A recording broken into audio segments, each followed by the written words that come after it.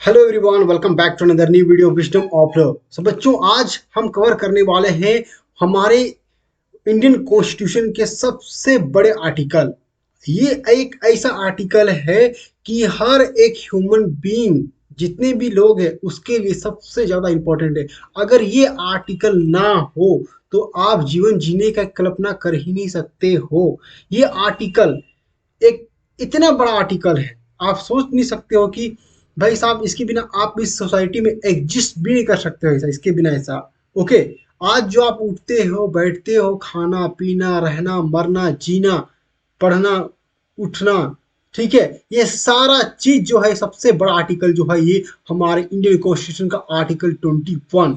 समझे ना। अगर आज इस वीडियो को जितना भी बच्चा इस मेरे लेक्चर को कवर कर रहा है, इस लेक्चर को आप कंप्लीट वीडियो देख लोगे तो मैं आपको श्योर कर देता हूं कि इस वीडियो को देखने के बाद आपके अंदर एक नया परिवर्तन, एक नया चेंजिंग्स देखने को मिलेगा। क्योंकि आपके नॉलेज में आज आप जानोगे, आपका नॉलेज बढ़ जाएगा।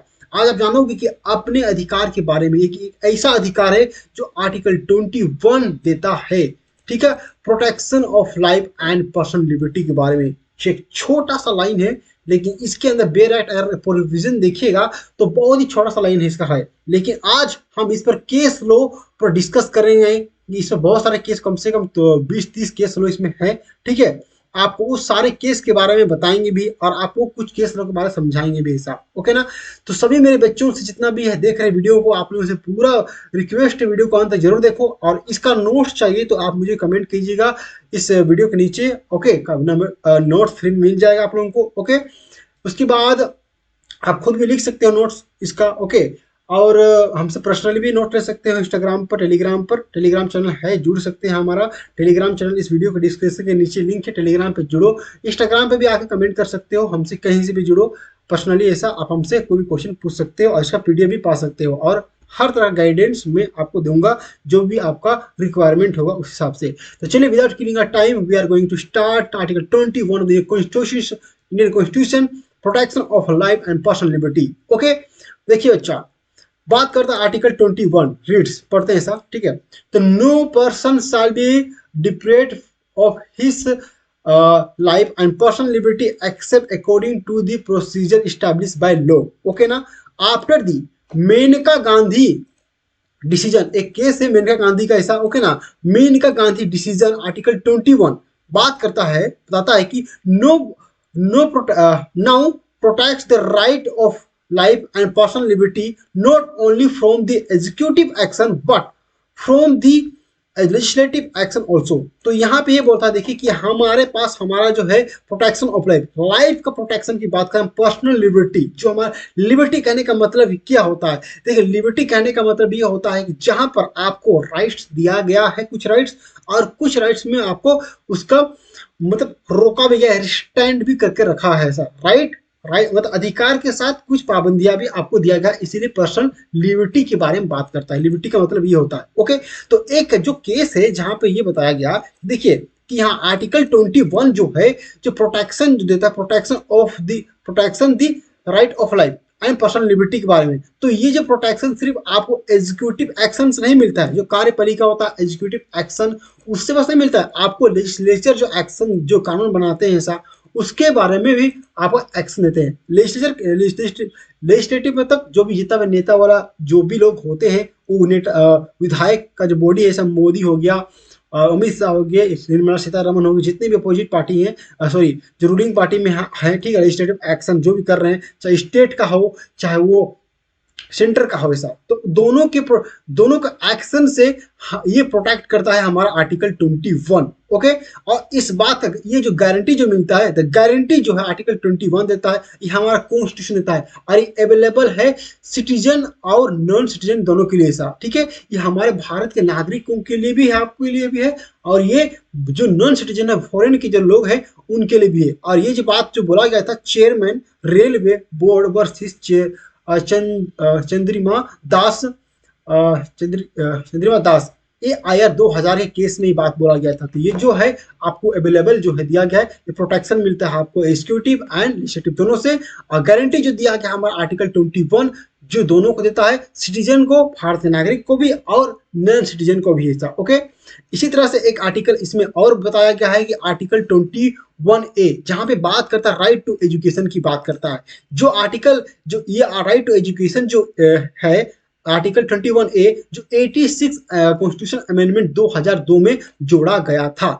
इस आर्टिकल में ये बोला गया कि the state shall provide free and compulsory education to all children between the age of 6 and 14 years in such manner as the state may by law और डिटरमाइंड। तो इस जो है आर्टिकल 21 में बोलता है जो ये स्टेट प्रोवाइड करेगा, ये स्टेट प्रोवाइड करेगा और क्या फ्री में और एक कंपलसरी एजुकेशन प्रोवाइड करेगा वो जितने भी चिल्ड्रेन हैं जिसका एज जो है 16 साल से 14 साल के बीच में आता है उनको फ्री एजुकेशन, कंपलसरी एजुकेशन मिलेगा। ये स्टेट का ड्यूटी बनता है ऐसा। ओके, और ये मिलता है। लेकिन अभी जो एक न्यू एजुकेशन पॉलिसी जो आया है, ठीक है ना, न्यू एजुकेशन पॉलिसी जहां पर 3 साल से 18 साल के जो बच्चे होंगे, न्यू एजुकेशन पॉलिसी 2020 देखे होंगे, ठीक है, 2020 नया आया है जहाँ पे 3 साल से लेकर 18 साल तक वहाँ के बच्चों को फ्री एजुकेशन देना है ऐसा। तो वो बोला गया है, लेकिन अभी हमारे कॉन्स्टिट्यूशन में अमेंडमेंट नहीं हुआ है इसमें। ओके, ये करंट का चीज था, मैं आप लोगों को शेयर कर दिया। ओके, अब यहाँ बात करते हैं, यहाँ पे देखो, ठीक है, इसमें 86 अमेंडमेंट जो इसमें 86 अमेंडमेंट में ये बोला गया था कि जो बात मैंने कहा ऐसा कि ये फ्री एजुकेशन है। ओके, और 16 से लेकर 14 साल के जो है व्यक्ति, 16 से लेकर 14 साल तक जो है व्यक्ति को, बच्चों को, ठीक है, उनको फ्री एजुकेशन देना है ऐसा। ओके, उसके बाद एवरी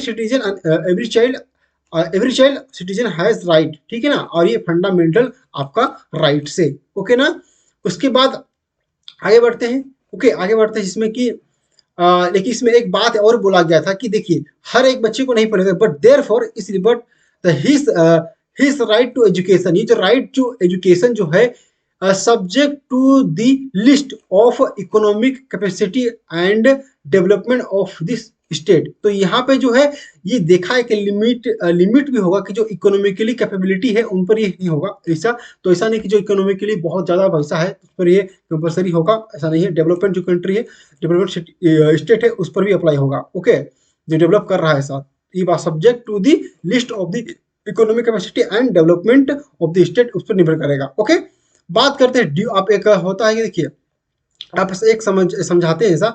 एक चीज आपको मैंने बताया है कि प्रोसीजर स्टैब्लिश बाय लॉ, ठीक है। तो यहाँ पे आर्टिकल 21 में यहाँ पे ये बोला गया है, आप देख सकते हैं कि प्रोसीजर स्टैब्लिश बाय लॉ। तो जो भी आपको यहाँ पे राइट्स दिया गया है प्रोसीजर स्टैब्लिश बाय लॉ। तो what is the meaning of procedure establish by law, तो अभी आप समझने वाले हो। तो देखिए सबसे पहले तो ये जानिए कि ड्यू प्रोसेस ऑफ लॉ होता क्या है, तब आपको अच्छे समझ में आएगा। जो कि हमारा देश इसको फॉलो नहीं करता है, हमारा देश फॉलो करता है प्रोसीजर स्टैब्लिश बाय लॉ। ये जो फॉलो करता है ड्यू प्रोसेस ऑफ लॉ, ये American constitution follow due procedure of law. तो ये कहता है, इसका मतलब ये है कि यहाँ बात करता है कि चेक करता है whether any law in question in fair and not arbitrary. तो यहाँ पे ये चेक करता है कि कोई भी लॉ जो है वो फेयर में है कि नहीं ऐसा। ओके, और कोई आर्बिटरी या एक पक्षीय है कि नहीं बात करता है। फेयर मतलब कि फेयर, ओके, समानता।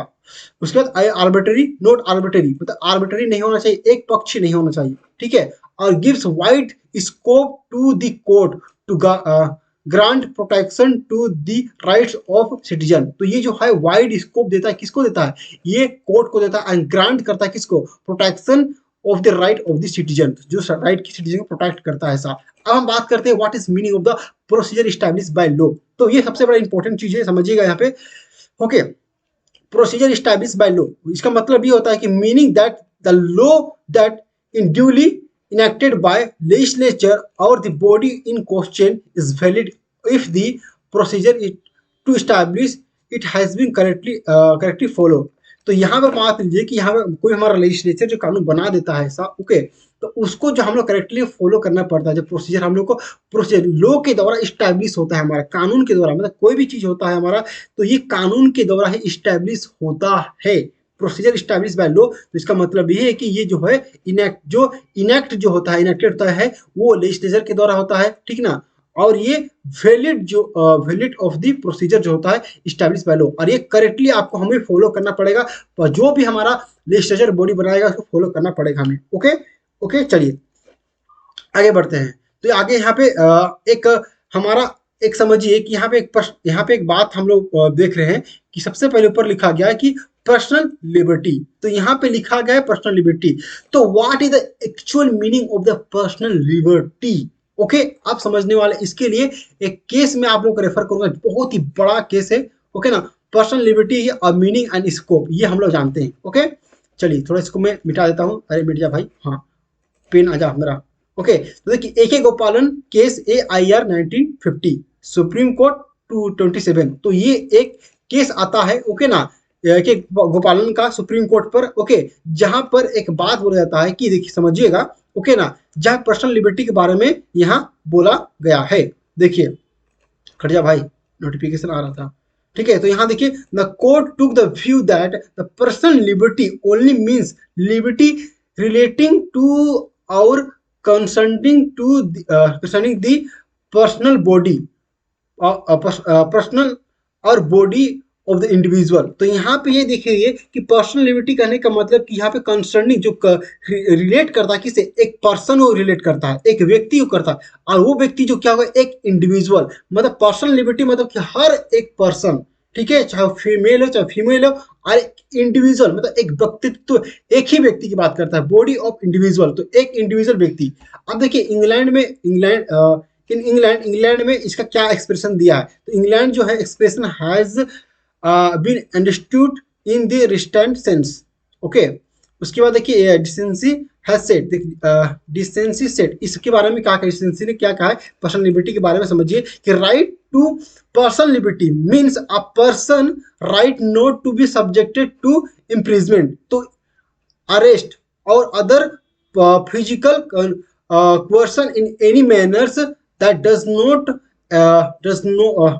admit of legal justification. अब यहाँ पे सबसे इंपॉर्टेंट बात यहाँ पे आ जाता है, देखो समझना ऐसा, यहाँ देखो कि इम्प्रिजमेंट मतलब कि हमारा पर्सनल लिबर्टी कहने का मतलब एक हमारा सुरक्षा, हमारे भाई पर्सनल आजादी है हमको। तो यहाँ पे इम्प्रिजमेंट नहीं होता है, आप किसी को इम्प्रिजमेंट नहीं कर सकते, मतलब कहीं किसी को आप जेल में नहीं रख सकते, ना अरेस्ट कर सकते हो, और एनी अदर फिजिकल कोर्सन मतलब किसी भी तरह का, आप किसी भी फिजिकल कोर्सन मतलब किसी की कनपट्टी में गन रख दिया पैसा और फिजिकल डरा रहे हो कोर्सन कि मैं आपको जान से मार दूंगा, ऐसा आप मेरे प्रॉपर्टी पे साइन करो नहीं तो मैं तुमको जान से मार दूंगा, एक कोर्सन पैदा करता है, ठीक है, एक डर पैदा कर देता है। तो इस तरह का थ्रेटन भी नहीं चाहिए, डर होना चाहिए इन एनी मैनर। और लेकिन लेकिन लेकिन लेकिन यहाँ पे एक एक्सेप्शन ये है कि डज नॉट मीन, इसका मतलब ये नहीं है कि लीगल जस्टिफिकेशन। मगर अगर मान लो कि कानून का लॉ का वायलेशन करता है, कोई कानून बनाया गया है कि मर्डर नहीं करना, किसी को मर्डर करता है, चोरी नहीं करना चोरी करता है, तो ऐसी स्थिति में ही दे विल अरेस्ट, मतलब उन्हें उन्हें अरेस्ट किया जाएगा।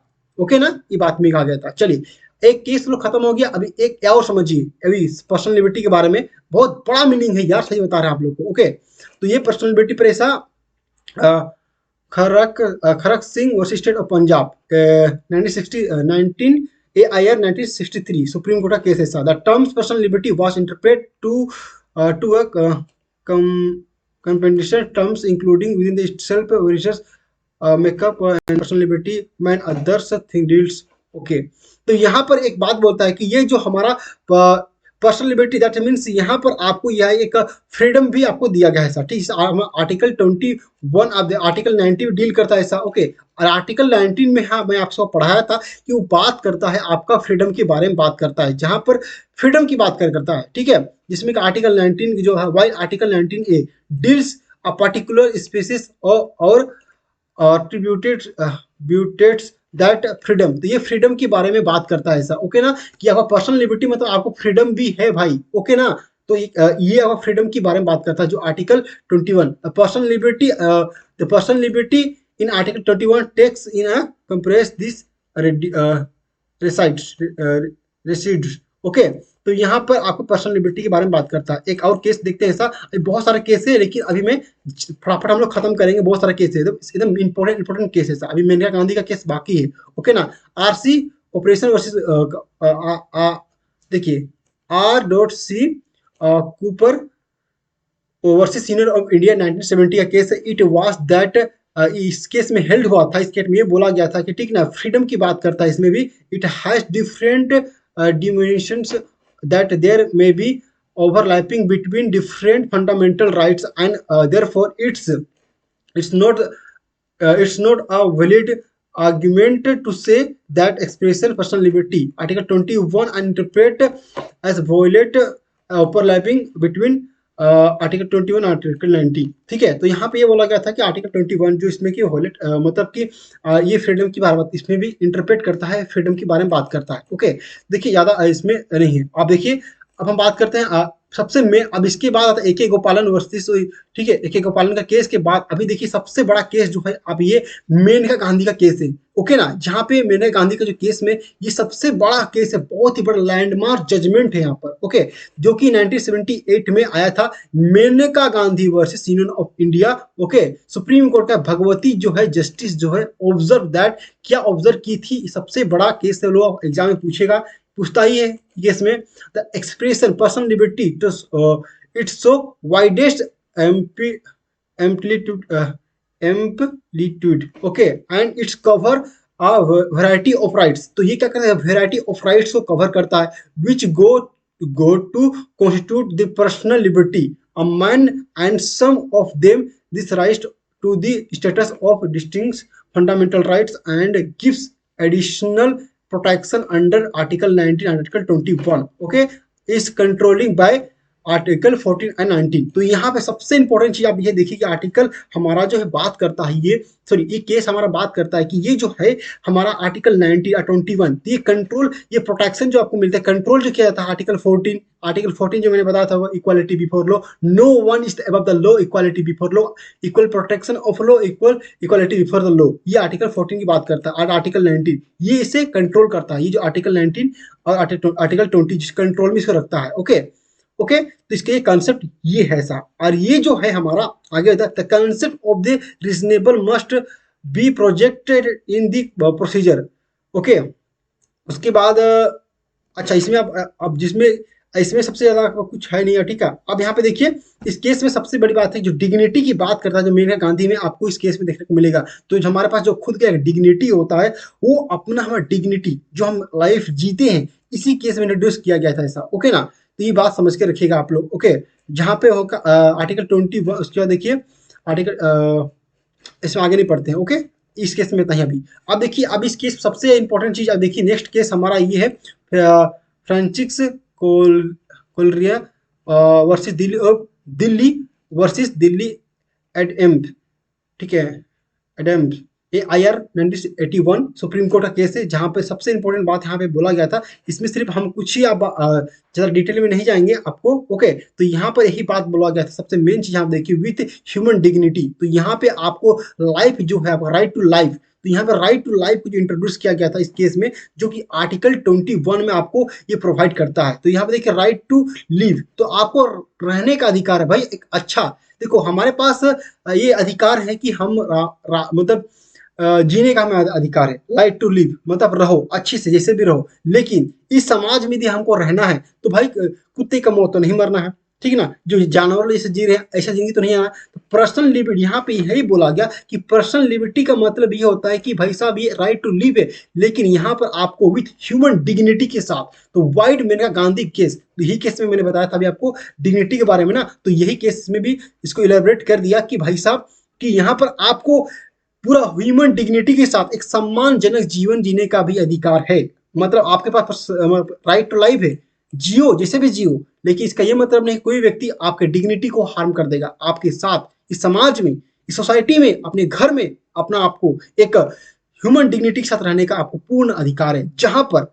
एक बेसिक नीड होता है। ओके, जिसमें कि हर एक व्यक्ति के पास होता है कि जो कि एडुकेट मतलब पर्याप्त, जैसे कि सच एज, जैसे कि हमारा जो दिखेगा, जैसे कि हम जो हमारा बेसिक नीड है साहब, ठीक है, जैसे all this goes along with namely the bare, उसके बाद नेसेसरी ऑफ लाइफ, जो लाइफ की नेसेसरी हमारे पास सामान है, जो हमें जीवन जीने के अधिकार, जीवन जीने के लिए हमारा शौर्य को और बढ़ाता है, जैसे कि ऐसा as such as educate, nutrition, ठीक है, cloth and shelter and facility for reading, writing and expression और self in diverse forms, free and move about the mixing with fellow human being. Okay, तो यहाँ पे ये बात समझिए कि हमारे पास जो है देख क्लोथिंग कपड़ा के लिए सा एक भाई साहब हमारे पास ह्यूमन लाइफ से अच्छे से जीना होना चाहिए, तो अच्छा कपड़ा पहनेंगे तब ना, फिर अच्छा न्यूट्रिशन अच्छा खाना खाएंगे तब, अच्छा शेल्टर कपड़ा हो गया आपका, ओके ना,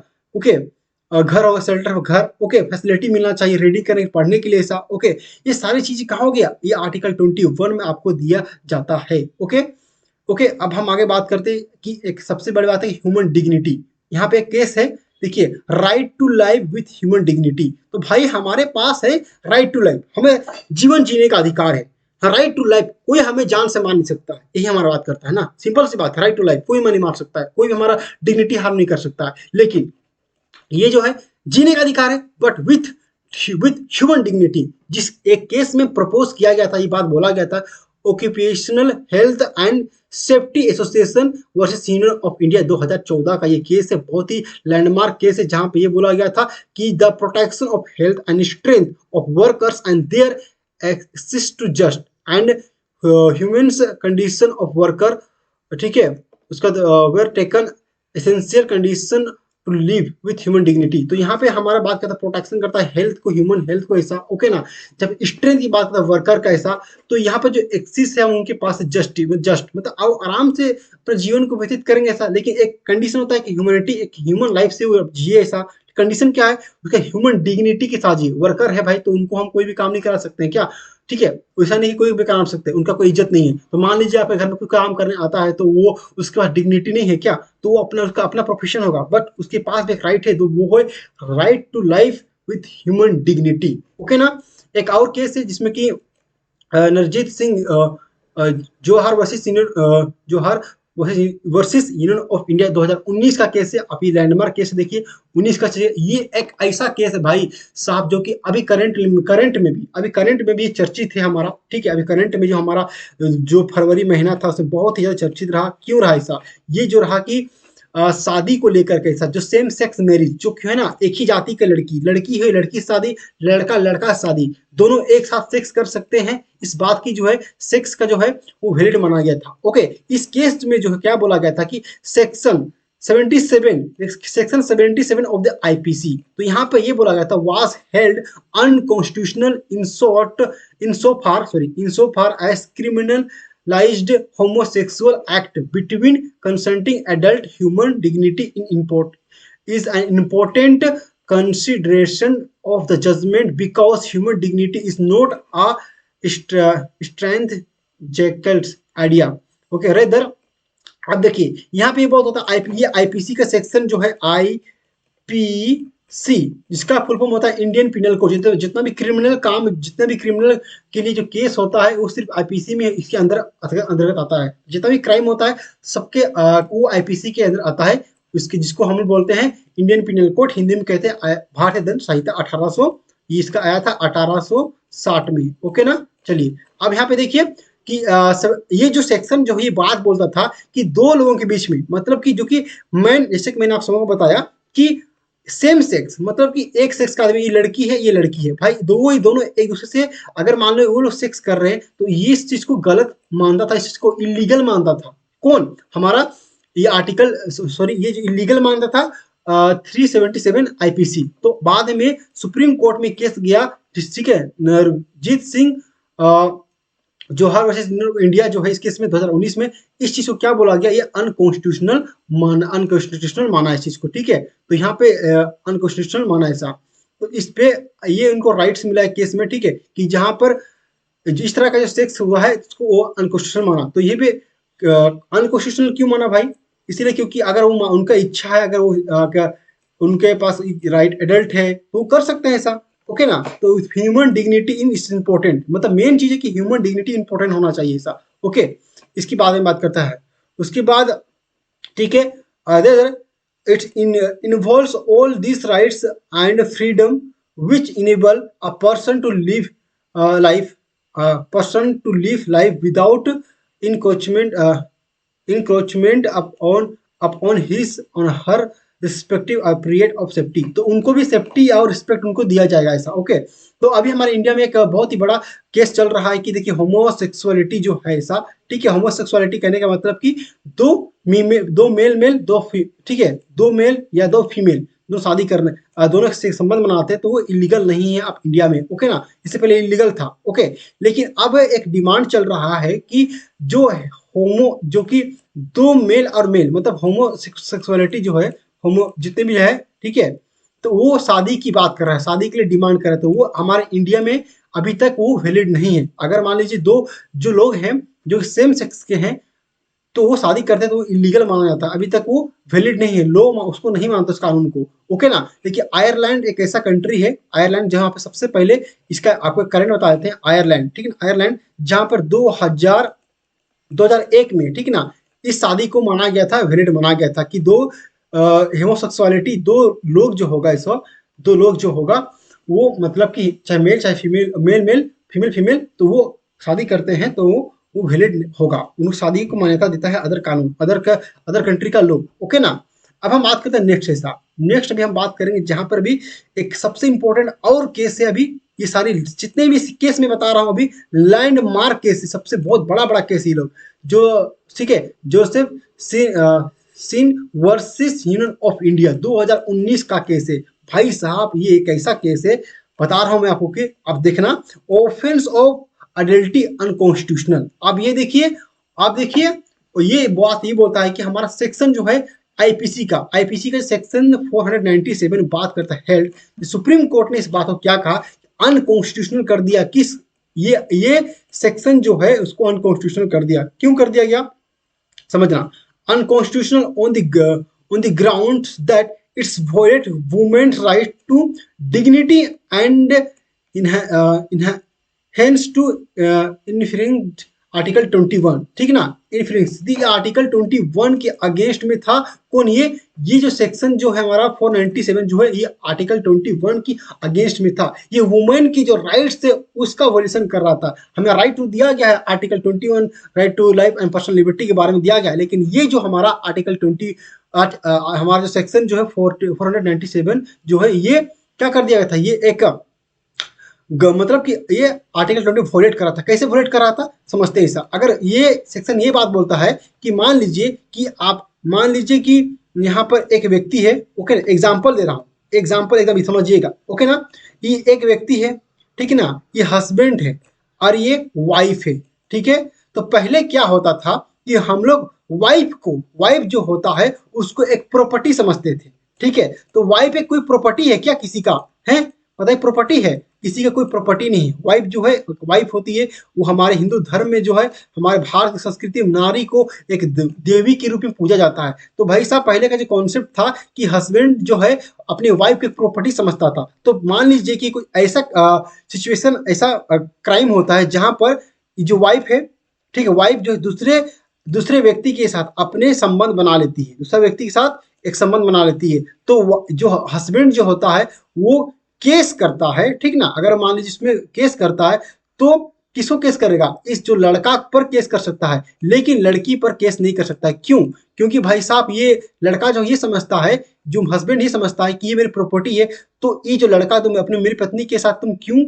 मतलब अब संबंध बनाए, तो उस चीज के लिए जो है उसको पनिश्ड किया जाएगा और इसमें 5 साल का सजा था, ठीक है, एक से 5 साल सजा था इस लड़का को, ठीक है। तो यहाँ पर अगर अपने सहमति से कर रहे तो भाई कोई सजा नहीं होना चाहिए। तो यहाँ पति को ही, सिर्फ पति के पास ही राइट था कि वो केस कर सकता था, क्योंकि पति ही समझता था कि तुम मेरे प्रॉपर्टी की तुम यूज कैसे कर सकते हो दूसरा आदमी पर, तो ही केस कर सकता है। तो ये जो है आर्टिकल 21, आर्टिकल जो है 21 का वॉल्यूशन था, जो आर्टिकल जो कि सेक्शन 497 में बात करता था, ओके ना। तो इसीलिए इसको अनकॉन्स्टिट्यूशनल कर दिया सुप्रीम कोर्ट ने 2019 में, ओके, समझ गए, ओके। अब हम बात करते हैं केस और है जैसे लाइवलीहुड का, ठीक है। आप देख सकते हैं राइट टू लाइवलीहुड, मतलब कि जितने भी आपका बेसिक नीड्स जो है ऐसा आपका लाइफ टू ऐसा, तो केस इसका जो है ओलिया तेलिसा मुंबई ऑफ म्यूनिसिपल, इसमें ज्यादा डिटेल नहीं जाते हैं, आपको पढ़ना है तो खुद पढ़ लीजिएगा एक बार, ठीक है। मैं यहाँ पे नोट्स दे दिया हूँ, ऐसा बहुत लंबा केस हो जाएगा, इतना केस है इस आर्टिकल 21 पे, बहुत ज्यादा केस है। लेकिन मैं आपको उसी केस को बता रहा हूँ जो कि एग्जाम के लिए इंपॉर्टेंट है, हर एक कॉम्पिटिशन के लिए ऐसा, ओके ना। तो यहाँ पर जो है राइट टू, इसका मतलब ही बता देता हूँ आप लोग को, right to livelihood, right to livelihood मतलब जो बेसिक नीड्स जो होता है हमारे, सिर्फ बेसिक नीड, मतलब ये नहीं कह रहे कि सिर्फ खाना पीना ये बेसिक नीड होता है, जितने भी तरह का कपड़ा पहनना, खाना पीना, उठना बैठना, चलना, इंटरनेट यूज करना, फोन चलाना, जितने भी चीज है लाइवलीहुड जो कि जीवन जीने के लिए आपके लिए लाइफ को कंफर्टेबल बनाता है, ये राइट टू लाइवलीहुड आपके पास है, ये हमारा है। ओके, अब एक सबसे बड़ा केस और बताते हैं जो कि बहुत इंपॉर्टेंट है, ये समझना, ये केस जो है right to health and medical assistance. आप देखिए यहाँ पर पहले क्या होता था, एक केस अभी बता रहे हैं आपको, ये केस ऐसा, ठीक है, परमानंद कतराया, ठीक है, कतरा, परमानंद कतरा, okay, versus union of India 1989, ठीक है। ये एक ऐसा केस है भाई साहब, आप लोगों को क्रिमिनल केस अगर नहीं पढ़े हो तो मैं आपको जानकारी के बता देना चाहूंगा कि अगर मान लीजिए कोई भी केस जो होता है कभी भी, ओके ना, जहां पर चोट एक्सीडेंट हो जाता है, गाड़ी टक्कर मार देता है किसी को, कि मर्डर हो जाता है, तो किसी को हाफ मर्डर में चोट आया किसी को, तो कभी कभी क्या होता है, पुलिस जो मेडिकल जो प्रैक्टिशनर जो होते हैं हॉस्पिटल में, वो क्या कहते हैं कि मैं आपका इलाज नहीं करूंगा, मैं आपका इलाज नहीं करूंगा, ये पुलिस केस है। तो उस समय भाई साहब पुलिस केस है बोल के उस कई लोगों के साथ ऐसा होता था कि पुलिस का केस है बोल के उस व्यक्ति का इलाज ही नहीं करता था। तो उसी चीज को प्रोटेक्शन करने के लिए यूनियन ऑफ इंडिया ने केस फाइल किया सुप्रीम कोर्ट पे ऐसा, ठीक है। तो इस केस में यह हुआ कि the supreme court held that all doctors, private और गवर्नमेंट दोनों बात कर रहा है, प्राइवेट हो चाहे चाहे गवर्नमेंट हो, और जितना भी डॉक्टर है are obliged to extend medical assistant to injury immediately without asking for legal formality। तो यहाँ पे देखिए हर एक डॉक्टर को यहाँ पर क्या कर दिया गया है, इंस्ट्रक्शन दे दिया गया है, ये आपका राइट है कि ये आपका ड्यूटी बनता है, ये आपको ऑब्लाइज्ड है ऐसा, इस चीज के लिए। और मेडिकल कि आपको तुरंत ही मतलब कि मेडिकल जो इंजर्ड हुआ है तो इंजर्ड मेडिकल ट्रीटमेंट आपको मिलेगा, मेडिकल असिस्टेंस आपको मिलेगा विदाउट आस्किंग। मतलब ये आपको इस बात की फॉर्मेलिटी बाद में करनी है कि ये लीगल फॉर्मेलिटी आपको बाद में करनी है, लेकिन सबसे पहले उस व्यक्ति जो घायल है उसको आपको इलाज करना है। हर एक डॉक्टर का ये ड्यूटी बनता है। इस केस ने जो है 1989 में जो केस आया था, इस केस में बोला गया था। ओके ना, अब हम बात करते हैं नेक्स्ट केस के बारे में बात करते हैं। अरे भाई राइट टू डाई, अरे मरने का अधिकार है भाई, मरो मरो मरो। तो अभी हम बात कर रहे हैं मरने का अधिकार को लेकर के साथ। मैं एक वीडियो बनाया था, शॉर्ट वीडियो इस पर वैसे, ओके ना, यहाँ पे जरा नहीं देखे तो देख लीजिएगा शॉर्ट वीडियो। अब बात करते हैं कि सेक्शन जो है हमारा 309, ये बात करता है आईपीसी के सेक्शन 309 मतलब 309 of the Indian penal code 1860 criminalise attempt to suicide, ठीक है। तो यहाँ पे अटेम्प्ट टू सुसाइड करना जो है ये क्राइम है। अगर आप अपने को जान से मारने की खुद कोशिश करते हो, सुसाइड करने की खुद कोशिश कर रहे हो, आत्महत्या, तो ये एक तरह का क्राइम माना जाता है। बच गए तो अगर मान लीजिए अटेम्प्ट टू सुसाइड कर रहे हो, सुसाइड करने के बाद अगर आप बच जाते हो और उसके लिए आपको पनिश्ड किया जाए, कन्विक्टेड किया जाए पर्सन को, ऐसा 2 साल का सजा हो सकता है, इम्प्रिजमेंट आपको हो सकता है और फाइन देना पड़ सकता है। ये हमारा आईपीसी के अकॉर्डिंग ये बात बोला जाता है। मतलब कि एक लाइन में बोले तो भाई साहब कि आत्महत्या करना कानूनी जुर्म है, पकड़ा जाओगे फिर आपको जेल हो जाएगी। ओके ना, तो यहाँ पे देखिए एक केस और बात बोलता है कि जहां पर एक केस आया, ठीक है। अब यहाँ पे एक केस है पी रथी नाम वर्सेस यूनियन ऑफ इंडिया 1949, ठीक है। तो इस केस में क्या हुआ था, एक बात समझना ऐसा, इस केस में ये हुआ था कि देखिए कीपिंग आर्टिकल 21 को रखते हुए से as well as the principle of natural justice in mind. तो आर्टिकल 21 को ध्यान रखते हुए और प्रिंसिपल ऑफ नेचुरल जस्टिस को माइंड में ध्यान रखते हुए कि टू जज बेंच, तो टू जज bench rule that right to life also include the right to not live at force life. तो यहाँ पर इस केस में ये बोला गया था, हमारा एक केस में ये बोला गया था, जरा समझना भाई, ठीक है, कि इस केस में बोला गया था हमारे पास जीवन जीने का अधिकार है, राइट टू लाइफ, लेकिन यहाँ पे इस केस में ये बोला गया कि not live a force life, मतलब जीवन जीने के लिए कोई फोर्स नहीं कर सकता है आपको ऐसा। तो इस केस में ये बोला गया था, तो यहाँ पे ये बोला गया देयरफॉर, इसीलिए article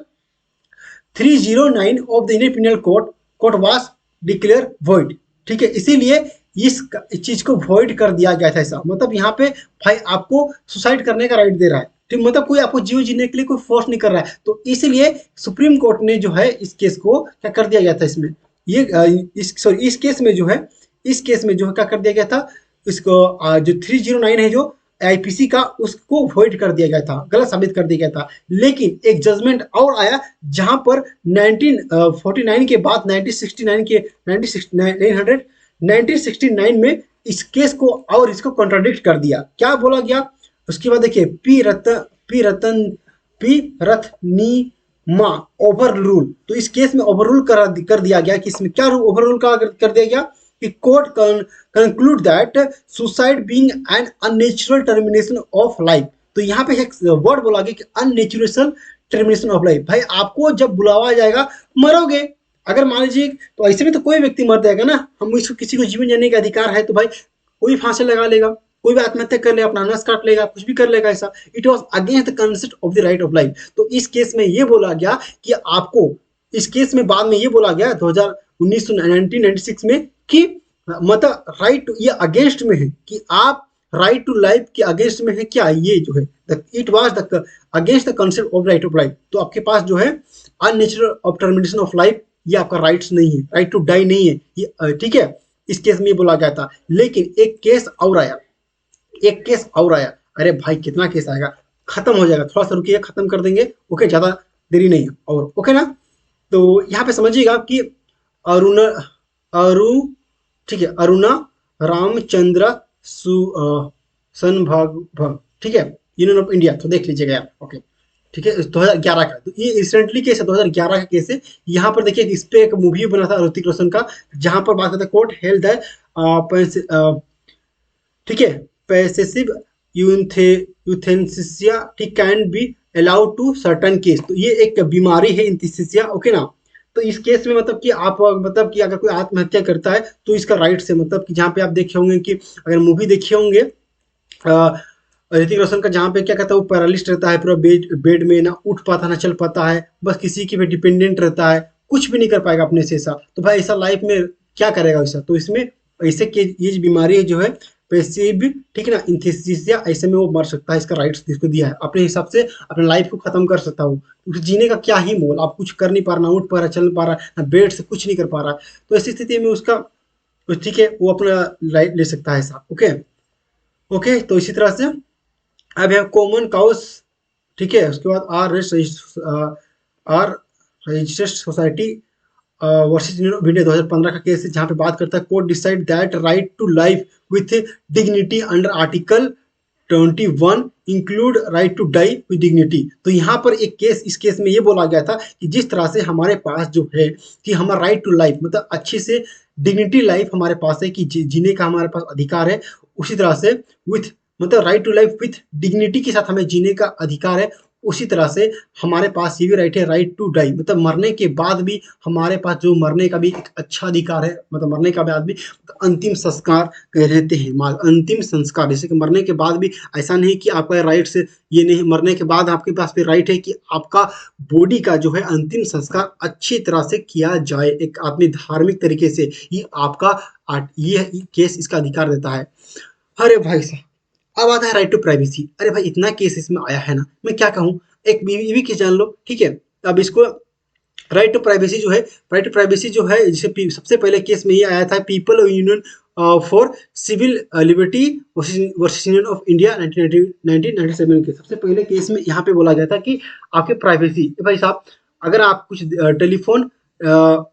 telephone tampering is a violation of fundamental rights unless reasonable grounds are there for doing the same। तो यहाँ पे आपके पास राइट है कि आप अपनी चीजों को प्राइवेसी रख सकते हो, ठीक है।